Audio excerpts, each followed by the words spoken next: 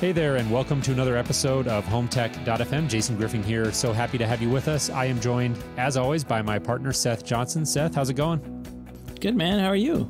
I'm doing great. Excited to be sitting down here with you. We've got a great show to present. I actually took the interview solo. We got a guest interview coming up here in the show with Kent Dixon from Yonomi, a very interesting company that does a hubless hub, essentially. I don't know how else to describe it. They've got an app on their phone that it connects different smart home devices.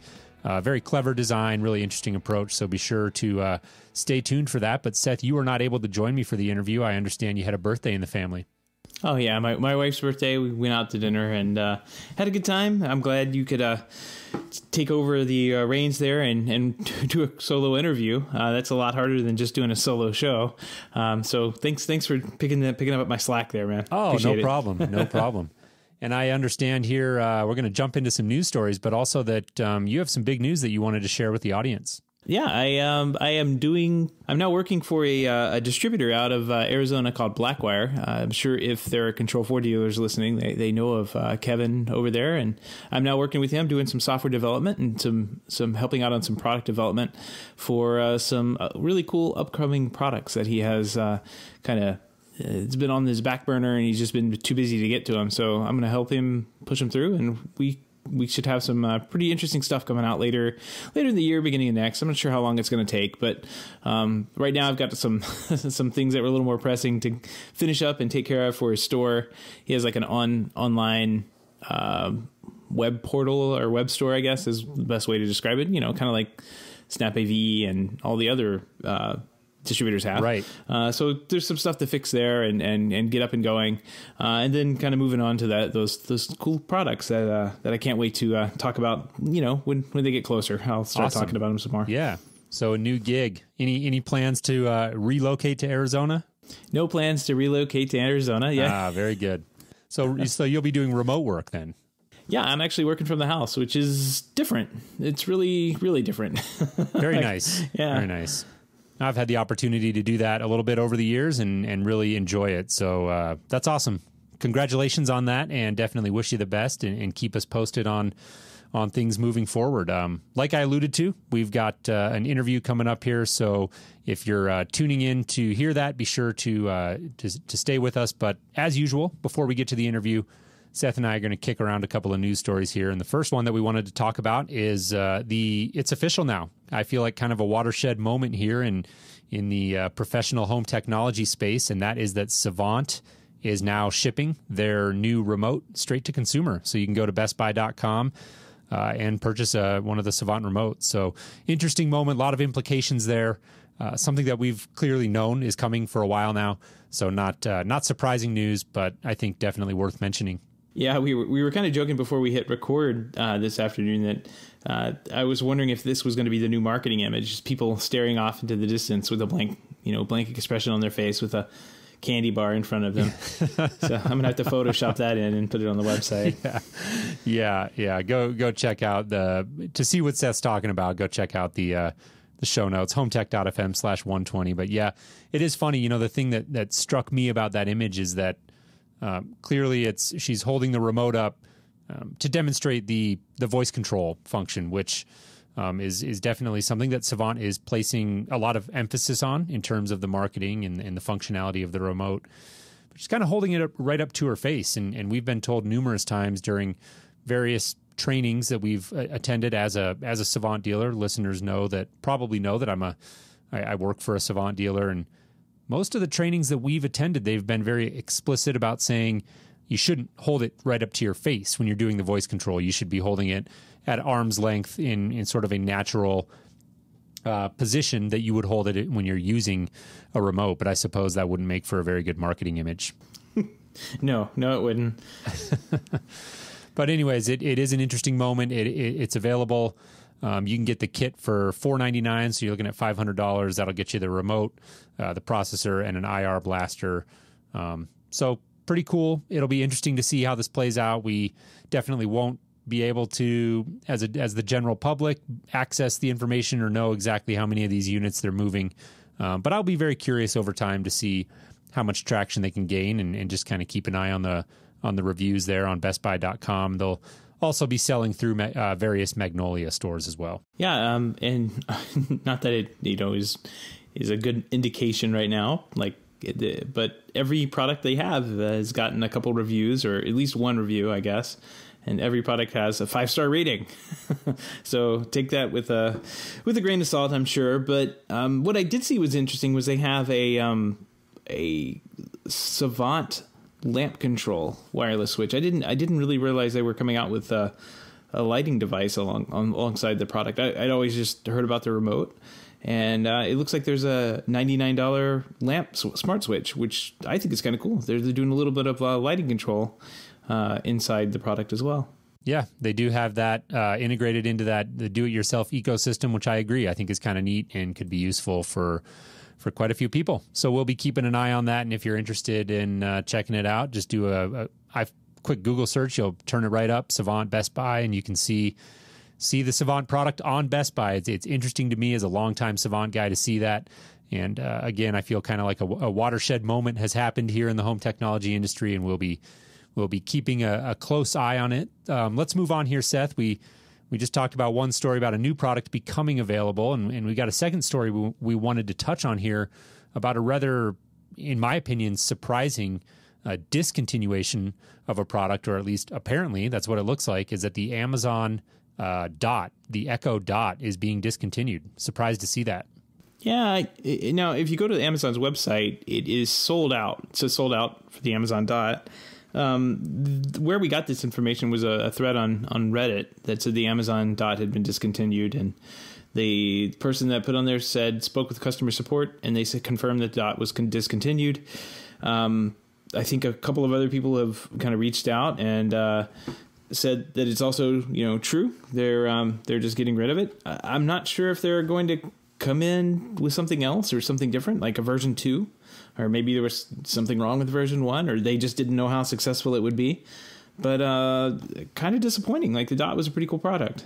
Yeah, I thought so. It was definitely, I thought, fill the void in the market in terms of, the Amazon. For people who don't know, when we say Amazon Dot, we are talking about a product in that Echo lineup. So it is a stationary, always-on voice control device. And the Amazon Echo, which is the big one that everybody knows about, what is the cost on that, Seth? Do you remember offhand? I mean, we're talking a couple $100 at least, right? The Echo was, I think, running $199. It has come down a number of times, and we're celebrating Prime Day here in America. Yeah, it's become a holiday. Yeah, right. So it is. It's come down. I think I saw it as low as like $139, $169, somewhere in there. So fairly inexpensive, yeah. But the Echo Dot was a product that they took the built-in speaker out of it so that you could plug it into potentially like an AV receiver, I suppose, or some sort of external speaker. But, the important thing is by doing that, they were able to get the cost down. So it was a very inexpensive way to get that Amazon Echo functionality into your home, which I thought was very cool. I hadn't pulled the trigger on one, but it was definitely on my radar. Now that my wife and I have gotten into our new house and we're getting settled in, I'm starting to be able to think about some of the technology I want to implement in the house, and the Amazon Dot was certainly something I was considering. So I have to say I was surprised to see it discontinued. Yeah, I just looked up the price for the Echo. It's $179 right now. I do remember it being $150 at some point. Maybe that was like a super sale that was going on, but $179 is the price for the Echo, and the Dot is no more, unfortunately. So hopefully they come and replace it with something, because I like the form factor. It was pretty cool product. Yeah, well, and I think it's safe to say this is not an indication of any lack of momentum for the Amazon Echo. I would assume this is just, like you alluded to, product specific. Maybe there was just something about this particular product that they didn't like or hadn't planned on necessarily, and I suspect we'll see something come to the market to take its place at some point. Maybe they saw this Sonos store in New York. Yeah, there you go. I was getting ready to take us there, but yeah, let's move to that. Sonos is big, I think fairly big news. I mean, they opened a flagship store in New York City, a retail location, and this thing is no joke. And you got to imagine, with real estate costs being what they are in New York City, they invested a boatload of money into this. Yeah, and they've got this massive. It's beautifully designed. I mean, when you say boatload of money, you just go scroll through some of the pictures and see. It's gorgeous. Yeah, this is an amazing showroom.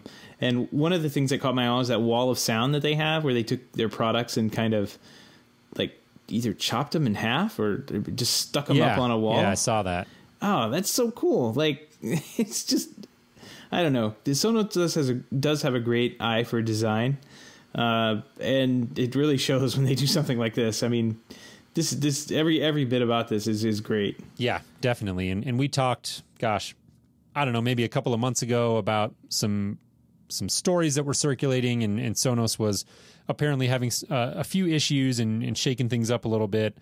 My take on the story at the time was that it was really Sonos just getting out in front of some of the trends. They had come out and said they're gonna start putting a little bit of focus on voice control. There was a couple other aspects to that story. A few kind of high level people got let go. I didn't read that story and think that Sonos was in any imminent trouble as a company. I think this opening of this flagship store is indication to a certain extent of the company's health. I think that they're clearly a market leader. They are one of the companies. I would say Sonos and Nest are the two companies that at least once or twice a week I have a client or partner, architect, builder, designer, somebody mention one of those two companies by name consistently. So they've done a great job of building market awareness. People know Sonos. People who use it really like it. And so I'm glad to see this. I think Sonos is a great product. I think that building even more awareness and buzz is a good thing for the industry. And so I look forward to, seeing what they're able to do with this location. Yeah, if you're in New York and you're over in Soho on 101 Green Street, drop in, take some pictures, send them to us, and ask the people there why they can't do AirPlay on Sonos. Yeah. Oh, man. You had to get the AirPlay comment in there. Yep, absolutely. Well, let's move on here. The next story is actually a bit of a follow-up story to one of the things that we talked about last week, which was the acquisition of Nortec by a company called Melrose. And if you didn't catch that story, very big deal. Nortec, obviously a huge company, and you would, in an acquisition story, expect them to be the ones doing the acquiring, but that wasn't the case here. They were acquired by a company named Melrose, and Melrose is really a company that is focused on buying struggling companies and turning them around and, maybe breaking them up into different parts and reselling them. So rough times ahead, I think, for employees of Nortec. It'll be interesting to see how it all plays out. But the story that I wanted to mention this week, which I thought was very well written, a gentleman named Ted Green has a blog that it's focused on our industry, I would say generally, and that can be found at strata-gee.com. Not a blog I think that a lot of people know about, but one that I follow and really enjoy his writing, and he did a good job on reporting this. Apparently, there are lawyers, lining up and falling all over themselves to come after the board of directors of Nortec. They think there may have been some breach of fiduciary duty related to this acquisition, and looks like it's going to be an interesting road ahead. I'll bet you anything that there's a prostitute involved, and the head lawyer fell in love with him, and shenanigans happened. Two weeks of Pretty Woman references in a row. It's a great That's movie. A new record. It's a great movie. You should check it out if you haven't seen it. And the first time we've talked about prostitution. If you're keeping up with your home tech bingo cards, check that one off. Check that one off. Yeah. But anyways, yeah, we won't spend a lot of time on that story. We can move on. But I do think it is interesting, and it looks like there's going to be possibly some litigation here, and I don't know what the implications of that will be, but I will certainly be keeping an eye on that story as it develops. Yep. So, hey, have you seen this Comcast Netflix deal that's going on? Like, Comcast has evidently teamed up with Netflix, and they're offering it as a service that if you start streaming and watching Netflix videos, that it doesn't account against your data cap. Which leads to the only question I think we both had at the same time is like, you have data caps with Comcast? Yeah, I was very, very surprised. That was the one thing I read the story and I was I did a double take there, but interesting story. Netflix and Comcast are partnering up, or at least they have a future partnership coming. This has to do with Comcast's X1 Xfinity platform, and it looks like what they're going to be doing is offering the ability to do Netflix right off of the Comcast box. So essentially, from a technical perspective, not that big of a story. They've just built a Netflix app into the cable box. Kind of interesting. I mean, we've never really seen that before, I guess. I can't think of one anyways. Typically it's done through obviously a separate set-top box like an Apple TV or a Roku or possibly a built-in TiVo did it. Yeah. Okay. Well, there you go. Yeah. Or they have everything. Yeah. Well, exactly. But typically, maybe built into a TV app or something like that. So I'm reading the story and I'm trying to figure out what's really significant about that. And the angle, the particular piece I read was from Wired, and it got into a conversation about net neutrality, which isn't a topic that we've spent much, if any, time here on the show talking about, but it's just basically this idea that internet service providers, people who believe in net neutrality, think that internet service providers should have to treat all network traffic equally. Like they can't throttle traffic coming from certain services. And this is something that Netflix has been very vocal about supporting. And the obvious thing for Netflix is that they are a huge presence. I think I've heard numbers saying that like at peak internet hours, nationwide, Netflix accounts for like something crazy, like 30% of internet traffic. I mean, it's a very significant number. And so Netflix has a vested interest in internet service providers not being allowed to put a limit on the amount of bandwidth or speed at which their traffic is able to move through. And so there's some implications here about net neutrality. I feel like it's, I don't know, kind of a stretch a little bit. I think this really, to me, was not that big of a story. I felt like it's like, okay, well, my Comcast box has a Netflix app. I don't really see how that's a big deal. I was surprised, like you, to know that apparently Comcast is testing a 1 terabyte threshold in certain markets. So a 1 terabyte limit on your Comcast account, where that Netflix will not count to that. And I think some people are questioning, well, if Netflix traffic doesn't count to my data limit, is that a violation of net neutrality, or is that playing favorites? And so I think I would say it is. I mean, by very definition, like they're not throttling Netflix now. They're bringing up, they're giving it an advantage over, say another service like HBO Go or CBS. Unless CBS and HBO come and make the same deal with the devil there with Comcast, they're going to be at a disadvantage from Netflix because their videos are going to take away from your this magic data cap that has just decided to show up.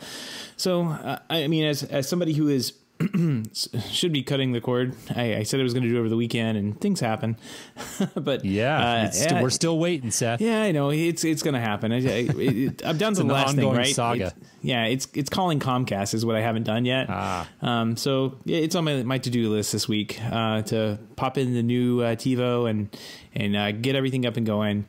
But yeah, it's frustrating because you see things like this and you're like, all right, well, cutting the cord does make sense. It makes a whole lot of sense. You got all these great services out there, and if you want some of the channels back, you can get them through Sling TV and that kind of thing. But it's completely negated. Video takes a lot of bandwidth, and if you're watching a lot of video all day, if that's what you're doing, then you're taking up to that cap that Comcast is invented. It's just I feel like with Comcast and with all these other ISPs is that they have just figured out ways to move the goalposts a little bit further back. So every time you think about cutting them off, they put something else, either a wall or they move the goalpost back or build up a wall somewhere. Yeah, no, I can see that. I think they're all valid points. I guess my thing with the net neutrality angle of this story is, I suppose at the margin there are potentially smaller streaming services that could be hurt by this, in the sense that you could have a consumer who would opt to use Netflix exclusively because they know it doesn't count towards their data cap, versus maybe trying out some of these different streaming services. But I think that's probably a fairly uncommon occurrence. I think that for the most part, people aren't even thinking about that. I don't know. Like I said, I was surprised to hear that Comcast even had a limit, so that was news to me. I guess if my provider did have a limit, I probably would think about that a little bit. But I think at the end of the day, for most people who are fairly casual users of streaming video, the reason Netflix is the choice for them is just because of the vast number of titles that Netflix has and their pricing model and just I think that they've been presence. around for a long time. They've been around forever, and so I think that's why Netflix is crushing it. I don't think that. I guess I just have a question in my mind about how much this net neutrality argument really plays in favor of Netflix. Like how significant is that really to Netflix advantage, or is Netflix is their advantage in the market? You know, it's there whether or not we have these sort of stories, I guess. So I don't know. There's a lot of different angles, a lot of different ways you can look at it. But I do think it is an interesting story from that perspective. And news to me. I hope my provider doesn't institute any sort of limit, but I'm not a big video streamer at this point, so I think 1 terabyte would probably be pretty hard for me to hit, although I'm really not sure. I've never given any thought to how much data I'm using on my CenturyLink account. Yeah, it's one of those things. Like, how do you even count that? How do you even test it? I have no frame of reference. Yeah. Exactly. I have no idea what I use. I mean, I have a rough idea what I use on my cell phone, because you get that. You know, we're used to that. Yeah, exactly. But we've never had this threshold and data caps. At least here in the States, I know other countries bill a little bit differently, and they have data caps and metered services, but. Most of the ISPs here in the States, they just give you a flat rate, and they say, oh, you get the high-speed internet for this rate, and you're supposed to get that, all of the internet, and that's what the net neutrality argument is, and that's the argument. I mean, oddly, Netflix has been so vocal about and getting it, but now that they're at an advantage, they're certainly willing to team up with one of the larger ISPs and get in the net unneutrality. Having it both ways. Yep. Yeah. Totally yeah. Exactly. That. All right. Well, let's jump into our interview here with Kent Dixon. And like I mentioned, Kent is from Yonomi, and they're a very interesting company, actually based here in my part of the country, in Boulder, Colorado. And they're a smart home app that binds your devices together and gives you a more unified experience. And I will let Kent tell you more about it. Really interesting interview, and I really enjoyed it. But before we get started with that, do want to quickly remind everybody that we have a Patreon page, and want to thank everybody who's become a patron of the show. That's a way that you can financially support us if you enjoy the show and want to back our efforts to bring you more episodes like this. You can do that for as little as $1 a month. Best way to do that is to go over to hometech.fm/support. That'll give you some links and some more information. And a big thank you again to everybody who's taken the time to go and do that. Yeah, absolutely. A huge thank you. If you don't want to support the show that way, there's a number of other ways you can support. You can go over to the iTunes store and drop some ratings over there. Give us a review. That always helps in people finding the show and coming across the show that way.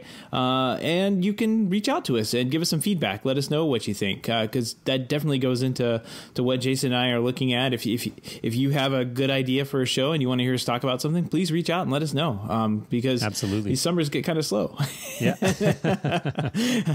All right. Well, let's get into our interview here with Kent Dixon from Yonomi. Hey, Kent, welcome to the show. How are you? Very well, Jason. Thanks for having me. How are you? Yeah, my pleasure. I'm doing great and excited for the conversation. I think Yonomi looks like a very interesting model and a cool product, and I look forward to diving in and exploring that with you. But before we do that, why don't you give our audience just a bit of a personal introduction and maybe some of your background, even going back, possibly prior to Yonomi. Sure. Well, I am a software veteran. Actually, I'm an aerospace engineer by training, but pretty early on in my career, I got involved in software. and sort of left aerospace to pursue that. And I've been involved in a number of startups, as you tend to do when you're in the software space.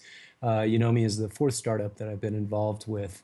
My longest stint was with a company called BEA Systems, who acquired our startup in Boulder called Avitech. And some people, if you've ever been in enterprise software or built sort of high-end web or web services, you may have used a product called WebLogic. And that's really that was our main product line at BEA. And I was a general manager in that group. We grew the company quite a bit and eventually sold it to Oracle in 2008. And that's when I decided that I was ready to do a startup again. And so I joined a startup here in Boulder called Avitech. Excuse me, that was my previous company. A startup here in Boulder called Tendril. And Tendril was an Internet of Things connected home company, really focusing on specifically energy management and how to use connected devices as well as the smart grid to optimize energy use in homes, educate consumers, and get them to use less energy and yet still be comfortable. So it was a pretty bold vision for a startup. We were very early to market. This was pre-Nest, pre-Wemo, pre all of those things. And we helped build a lot of the standards in this area around Zigbee Smart Energy. We actually were building devices themselves, thermostats, plugs, displays, load control switches, and built a cloud platform to, in real time, manage what was going on or monitor what was going on in the grid and manage what was going on in the home. So it was a very exciting, sort of visionary company. We built a lot of really early technology. Ultimately, I think we were too early to market at the time and probably in the wrong channel. But nevertheless, we built some cool stuff, and some good things have come out of that. As an example, some people listening to this show may be familiar with a company that was called Revolve. Oh, yeah. Who eventually were acquired by Nest. And Revolve were mostly Tendril expatriates as well. And then IM and a lot of other people have gone on and done other things in the smart home or at Tesla, for instance. I don't want to speak posthumously about the company because Tendril is still around, but pivoted really to doing more smart meter analytics and smart grid analytics rather than control. And those of us who are really interested in the physical things and the controlling spun off and did other startups. Very cool. That's very interesting. I didn't realize there was a connection with Revolve. We had Mike Susi on the show back not too long before the acquisition, and we didn't get any hint of it during the interview, and we were naturally surprised to see that. And so that's been an interesting story with a lot of twists and turns there. And I guess that would probably explain Revolve was a Boulder-based company, and you guys are as well. Is that correct? That's right. We actually are dual headquartered in Boulder and Austin. Got it. Well, as you know, that's my neck of the woods and a beautiful part of the country. And so hopefully you and I can get together and grab a cup of coffee one of these days. But let's get into what we're here to talk about, and that's Yonomi. And just quickly give us the elevator pitch, kind of the really quick explanation. What is Yonomi? Yeah, well, Yonomi is a software platform that monitors and manages devices in homes. And so it takes a number of forms. Really, most people know us for our smart home app. It's a free app that you can download, and it automatically discovers most of your connected devices, depending on what you have in your home, maybe all of them. And these devices come from different manufacturers, different brands using different technologies, and we just sort of automatically discovered them and allow them to be coordinated together in automated routines or or we can just expose them to be controlled directly through our app, through widgets, or through Amazon Alexa. Very cool. Well, we're going to jump into much more detail on that, but let's talk about the genesis of Yonomi. Where did the idea come from, and just kind of who's involved, who's on the team? Yeah, well, a little bit about who's on the team. I already gave an introduction myself. I have a couple of co-founders, a guy named Joss Schulten and Garrett Madole, both of whom worked in the high-end home automation integrator space. Oh, okay, very cool. Yeah, they both are alumni of a company in Austin called Avaya Estate Technologies, who did a lot of these things, and Garrett too had been with Schneider Electric doing building automation things too. So most of us have been sort of in the automation IoT space for a long time, longer than it's been called IoT, I guess. Right. And we all saw something happening. People like to say, home automation has been around for a long time, and of course that's true. But it's sort of been around and accessible to either the very, very geeky or the very, very wealthy, or the intersection of those two things possibly. Right. And the interesting thing that we saw happening a few years ago is like, hey, look, there are these fantastic products that are really more mainstream products that you can go buy, bring home, and install. And really, they're very accessible from both a price standpoint as well as a usability standpoint for a mainstream user. Things like Sonos speakers, Nest thermostats, Wemo devices, and the list goes on that were sort of coming to the fore. And we said, well, this is really very exciting. But what's interesting or concerning is that while when you get one of these products, it's pretty easy to use, and you can kind of set it up and do some interesting things. When you get two of those products, well, that's not too bad either. But the more of these products you get, you start to realize that the whole is not greater than the sum of the parts. And as a matter of fact, it's actually less, right? Because suddenly you have a bunch of different things that you have to program, you have to pay attention to, you have to launch apps for, and they don't work in any sort of coordinated way. And we said, that's actually going to suck, especially for a mainstream user. It's one thing for early adopters and techies and stuff. We'll tolerate quite a lot, but my mom really isn't going to put up with this stuff. She's going to say, I've got better things to do than sit around and poke apps all day. So we said that, there's got to be a way to integrate and actually make the whole greater than the sum of the parts, have the technology make our lives simpler rather than more complex. So that's what we set out to do. Our good friends at places like Revolve and Wink and SmartThings were starting to address this problem, but every single one of them, and gosh, at the time, as you recall, there probably were 2, maybe 3 dozen companies building these God boxes, right? These smart home hubs to address this very issue. But we said, that's not something that my mom wants to see show up in the house. That's, she's never going to raise her hand and say, I want yet another router-like thing to make my other things work together.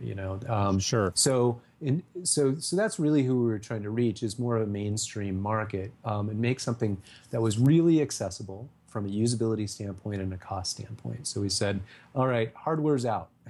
We're not making hardware. We're not making another God box. We've got to have another way to do that. And so that's where we sort of said, what is in every home and in every pocket is a smartphone. And those smartphones themselves are pretty powerful pieces of computing.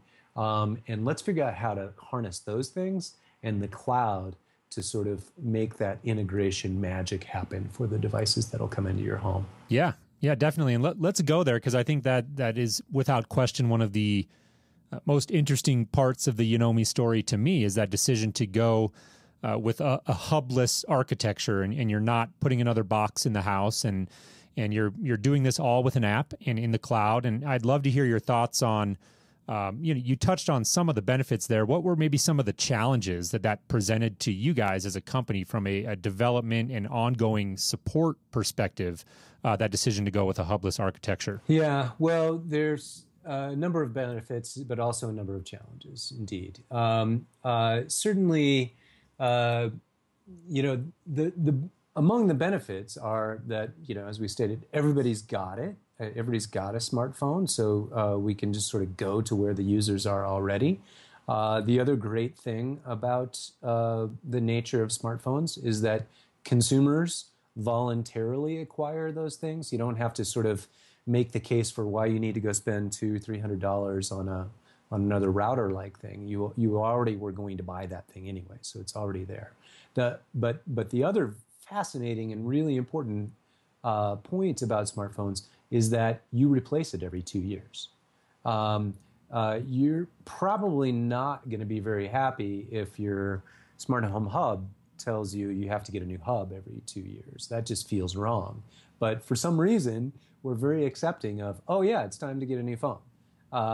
And guess what's in that new phone? Well, there are new radios, there's more processing power, and there's new capability. And so the ability to sort of outpace obsolescence by being associated with the phone rather than with the hub is pretty good. Among the downsides or the cons of doing that is, those smartphones and tablets are mobile devices. They're not always in the home. And guess what? They sometimes turn off or run out of batteries. So they're transient hubs, if you will. So that creates a number of challenges. And then, of course, the other challenge was that, and of course, they don't have every radio in the world. They don't have Z-Wave. They don't have Zigbee. They don't have the Insteon radio in them. And so that, sort of also reframed how we thought about the ecosystem. Yeah, and that's very interesting that you bring up Zigbee and Z-Wave in particular. Hadn't really thought of that specifically. Is your business model set up just taking into account that maybe those aren't the future of home automation and you're more concerned with things like Bluetooth and Wi-Fi? Or do you think those technologies are going to continue to be relevant? And if so, how do you plan to address that? Yeah. Well, I actually do think that they'll continue to be relevant. Bluetooth and Wi-Fi definitely are giants in the space, and you'll see more and more products that are using those.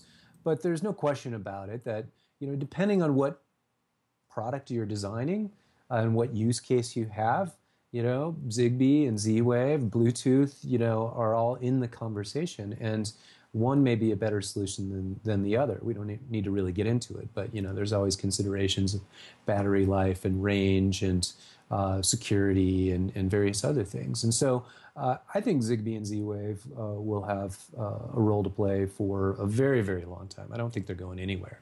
But what we do see is when there are modern contemporary products coming to market that have those, they almost always come with some sort of a bridge.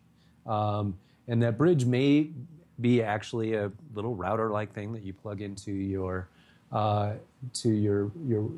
existing router, or they may be buried in something else, like your thermostat. Of course, that's the route that Nest has gone, which is the thermostat has become the bridge to your they don't use Zigbee proper anymore, it's Thread, but your 15.4 radio bridges to your Wi-Fi network through this sort of Trojan horse thing, which is a thermostat. I think you'll see set-top boxes and video streaming appliances start to become bridges too. So we weren't too worried about our ability to actually reach those devices. We think those bridges are going to be all over the place, and we'll be able to access them. Great point. Yeah. I want to talk about device compatibility and just some more general user experience stuff. But before we get into that, since we're talking about this decision to go with a hubless architecture, I want to touch on a question that I'm sure you guys get a lot, and that is what happens if I'm a user and my internet connection goes down? Yeah. Well, generally speaking, bad things happen if your internet connection goes down. Not just for us, but basically for your entire life. You know, you're without Netflix for the evening, and that's just going to suck. Right? That's not a good thing. Yep. And a lot of bad things happen. So it is true that with our architecture, a lot of it, most of it, in fact, really isn't going to work properly if the internet goes out. But I think that's true even with the physical hubs. You know, there's a few of them that can have some level of autonomy when the internet goes out, but they're still going to be kind of limited. You know, they'll softly degrade perhaps, but it will degrade. And in our case, yes, most of the things that you're going to want to do with Yonomi won't work, but I think that's just the nature of what we're dealing with. Yeah. When you look at Amazon Echo, for instance, which is a fantastic product, it too isn't going to do anything for you once the internet goes down. But with most physical devices, there is always a fallback. There is always a light switch on the wall. There is always a deadbolt or a keypad on the lock, actually, with Sonos, you're out of luck when the internet goes down anyway. Right. Yeah. Fair point. And I think it's a conversation that it gets brought up a lot, particularly as we see more and more of the processing move to the cloud. I think it's something that consumers need to be aware of going into the situation, and they need to know about it. But at the end of the day, I also am a realist about it, and I realize that there are so many benefits to moving things up into the cloud that is, by and large, I think where things are headed. And I also think that it's worth making the point that most of us have pretty stable internet connections these days. This is a pretty robust and mature technology. So if you're having a lot of internet outages at your house, and that is a concern of yours as a consumer when you're looking at products, you're probably better off channeling that effort and calling your ISP and figuring out why the internet is dropping so often, because it shouldn't be doing that clearly. So a lot of considerations there, but let's zoom out a little bit and talk about just like I said, some of the user experience. Walk us through that initial setup process if I'm a first-time Yonomi user. Yeah, well, in the setup process to us, we obsess about it, because we think that those first couple of minutes that you're using the app really are the potentially the trickiest times. It's setup. It's find your devices, get them set up, and figure out how to do automation. And again, because ultimately we think, at least in the long term, the user here is my mom. It needs to be very, very easy. Now, today, of course, most of our users are still early adopters, but nevertheless, we've taken that focus of try to make this as smooth and easy as possible. And so one of the things that we do from the moment you download the app and launch it for the first time is automatically discover devices for you. It's not an experience where it's like, okay, touch here and select your products from this very long list of 100 different things that it could possibly be. No, we go out and we actually have a variety of ways that we can kind of sniff out which products you have, and then we show them to you. We say, we see you have 3 Sonos speakers and a Harmony and some Nest stuff and an August Smart Lock, and if you grant us the rights to now connect to those things, then we can start making them work together immediately. And we kind of use the next step after discovery and authentication with those things is, okay, we've now created a few starter routines for you. Arrive home, fall asleep, and movie time. Let's say there's a few of those things.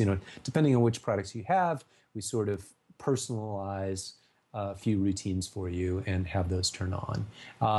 And then we direct you to this list of recommendations, which is, okay, well, we turned on a few of these things, but there's a couple of dozen other things that you could do with your existing devices. And we've sort of set those up too. We haven't turned them on yet. They just exist as recommendations. You can go review those, select which ones you want, turn them on, customize them if you want. And then you're off the races. For the most part, afterwards, you don't have to do very much in the app. And that's the whole point, is if you can make the Internet of Things basically invisible, but yet useful, then I think we've done our job. And so that's really what we're trying to do. You spend probably a bunch, you spend 2, 3, 5 minutes using Yonomi out of the box, and after that, yeah, you're going to launch it a few times a week after that. Maybe you'll use widgets, you'll use the app to run your favorites, but a lot of the thing is going to be automated. You'll run them from Alexa, and the app doesn't have to be in your face all the time. Very cool. And so it sounds like listeners to our show will be well aware of Seth's general rule of thumb, and it's the can my mother set it up test. Yeah. And it sounds like you guys have had that in mind as you were getting things built out. So that's a good thing. Well, we weren't thinking of Seth's mom, but we were thinking of my mom, and she's a pretty tough customer. So I bet. Fair enough. Yeah. I like it. Awesome. Well, you alluded to it a little bit, but let's get specific on what types of devices can I currently control with Yonomi? Yeah. There's over 60 devices that we work with today. I won't bother listing them all here. They're on our websites. But the wildly popular consumer grade connected devices. So that means Sonos, it means Nest, it means Philips Hue, it means Belkin Wemo, LIFX bulbs. We integrate with Wink and many of the products that hang off of Wink, including locks and lights, and Harmony Hub, which is a great way to access the AV stuff, and of course Amazon Echo. Very cool. Well, we will point our listeners to the list that you referenced on your website of the comprehensive device list, and that can be found at hometech.fm/120. What can you tell us about your roadmap for future integrations? Are there any things you can give us a hint at that you're getting excited about? Sure.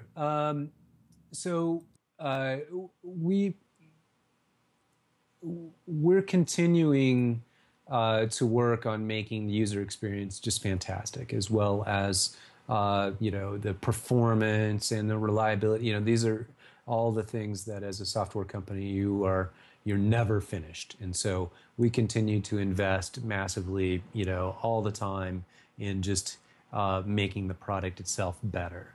And then after that, what we're doing is continuing to expand the list of devices that we support, and that's driven based on, one, popularity, like what are the devices that are likely to show up in a home, and let's make sure that we can support that thing, and two, utility. If this thing if we do go about connecting this to Yonomi, are we adding value to it? Is the whole going to be greater than the sum of the parts, or is it such a niche thing that it's not necessarily all that useful to have connected? So we are always sort of looking at those two filters for selecting new products, and so you'll see us add 2, 3, 4 additional connected devices a month, probably going forward, and that's always exciting. But I won't hint at what those are because we like it to be a surprise, and fair enough, because it changes frequently. We may think, I'm sure, here on this particular day in July that these are the top 3 things that we're going to be working on next week, and guess what? Something happens, something comes up, and we make a rapid shift. We're that sort of an agile sort of company, so we don't want to make too many promises well ahead of time. But cool thing that we've seen over the last few months is the amount of excitement that has been brought to the connected home by voice. And Amazon Echo is a brilliant product, and it is created a lot of momentum, I think, for this space, and got a lot of people focused on the connected home, which has been great. And we add a lot of value to Echo and these various other devices, and so that's been good for us. But there are some other voice assistants out there, and more. They're becoming more mature and more sort of accessible for smart home use cases, and we want to embrace all of them. You know, this is the main point about the company is we are 100% agnostic. You know, we don't have a horse in the race. We just want the smart home to be successful. We want users' lives to be easiest, and we're doing all the hard work in the background to integrate all this stuff together. And so as these other voice assistants from very large companies sort of start coming into the home, we intend to embrace those in a similar way. Wearables is another topic that we think is really important. Obviously, Apple Watch and Android Wear types of watches are becoming increasingly popular, and I think those types of wearables will evolve quite a bit in the near future, and we think that those are great interfaces to the connected home that can make things simpler if we use that real estate correctly. And I think there will be other things like gesture types of controls that'll be available as other tech comes into the home too. So those are all the things that, you know, we feel like we've got this great software platform that is able to embrace, you know, whatever sort of comes down the pike and just amplify the value of it. Right. And you alluded at some of the larger initiatives there, obviously, with Alexa and voice. Let's talk for a second about some of these other large initiatives like HomeKit and Works with Nest. Where do you see those, I guess I should say, where do you see Yonomi fitting into the smart home of the future relative to these large initiatives like HomeKit and Works with Nest? Well, we intend to work with all of them. You know, today, you know, with the dozens of products we work with, as you can imagine, you know, we're working with various technology standards in there, some proprietary things, and that's really what we built our platform to really be able to embrace, is sort of be able to connect to anything. It doesn't mean that it's easy. It still requires some very clever software engineering to make that magic happen. But that really is the sort of, I hate to use this word for regular old people, but a lot of my ex-colleagues know the term middleware quite well, and that's sort of what we've built. So we've built this middleware translation layer that makes all this work together. And so we're very pro standard. You know, we want for Thread and Weave and HomeKit and things like that to be massively successful, for lots of vendors to support them, because that ultimately makes our lives much easier. But I think the truth of it is that there will never just be one. You know, it's not going to consolidate into one standard, not in our lifetime. And so there's always going to be a need for somebody like a Yonomi to bridge all of those things so that the user can really have a integrated home. Sure, makes a lot of sense.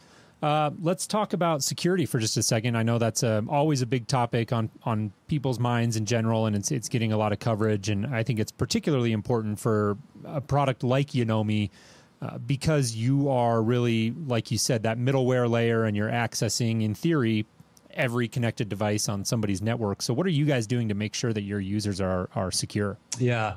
Well, this we take as, you know, our most important, our most solemn duty is to keep our users secure. And, you know, it's interesting, the smart home, as we've said, you know, it's this very heterogeneous environment. These products coming into the home from multiple different vendors, and they all implement things differently. Some are, like Fort Knox, and some are pretty wide open. And so, we just embrace those products, whatever they are. We sort of, in a way, take the Hippocratic Oath, which is first do no harm. There may be products in the home already that are not super secure. Let's don't make things worse. Let's embrace those things. Do our job to make sure that we're not the weak link in the chain. And as a matter of fact, we bring an extra layer of security into it that we're doing serious authentication with our users, and we're implementing the highest level of authentication that we can with the individual devices. All of the data that we handle is encrypted, and we do, as a requirement to actually run our service, we do capture some data and store it. And not only is it encrypted, but that also is data that we never, ever share with third parties. Anything that's personally identifiable, we hold on to, and we never sell it, we never share it. If in the future there's a good use case to actually share that among vendors, that will be completely managed by the user. We believe very much that what users care about is security and privacy, and we mean to never betray that trust. Got it. Very good. Well, we're running a little tight on time here. Let's start to wrap it up. I want to ask one question that's more from a macro or business perspective, and just get your thoughts on the decision of Yonomi to make the app totally free. Mm-hmm. Yeah, well, that's the other thing that we really believe about users, the user population, is that they expect stuff like this to be free. They'll pay the money for the devices, but we don't think that there's really a subscription service model here. We may be proven wrong in the future. Maybe somebody will come out and suddenly prove that users really want to pay money for this. But we think that accessibility is really important. If we give you an excuse not to use this stuff, then maybe you won't use it. But if we give you every excuse to use it, hey, it's free, it's rich, it's easy, it does some really important stuff, my data is still private and secure, why wouldn't I use this? And so that's the approach we've taken. And we do need to make money. And so there's two primary ways that we make money. On the consumer side, if you're a user of Yonomi, you will see, nobody's ever seen this yet because we haven't launched it, but at some point in the future, we'll begin to occasionally suggest other products that you might want to add to your smart home. And those won't come in the form of ads. They won't be, sponsored. Nobody's going to pay us to make that recommendation up front. We're just going to use basically what we've learned about the user to say, hey, you're doing a leave home routine to turn off your TV and your lights and your thermostat. Wouldn't you also like to lock your door?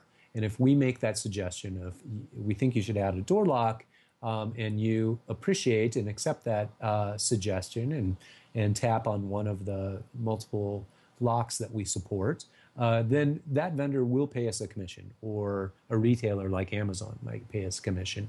But that's after the fact, after you've done it, we get a commission for making that suggestion. And everybody that we've talked to, we're very transparent about that. And everybody we've talked to said, that's pretty fair. For a free service that does something useful, as long as you're not spamming me, as long as you're not bugging me with these promotions, I feel pretty good about you making honest-to-goodness recommendations to me. So that's thing one. The thing two is the software platform that we've built is pretty sophisticated and mature at this point, and we're starting to license that software to other people, like device manufacturers, for instance. and service providers who are white labeling it for their own purposes and their own products. So you might not necessarily see a Yonomi brand on it, but the next product you go buy may actually be using our service on the back end.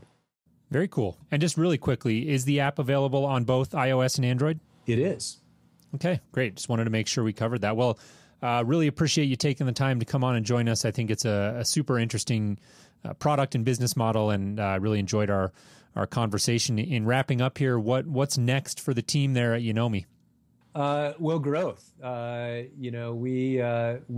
growing. We're trying to execute on adding more rapidly more devices to this, because there's so many great things coming to market right now, and our users are asking for them. And so we're starting to hire so we can increase the pace at which we're adding new things.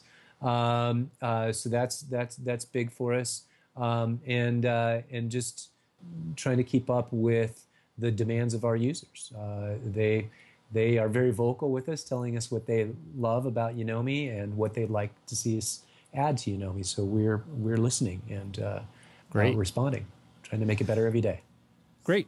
Well, if anyone listening wants reference or any additional information about specific things that we talked about in this episode, once again, you can find that at hometech.fm/120. If our listeners wanted to connect with you personally, Kent, or find out more maybe from some of your resources, what would be the best way for them to do that?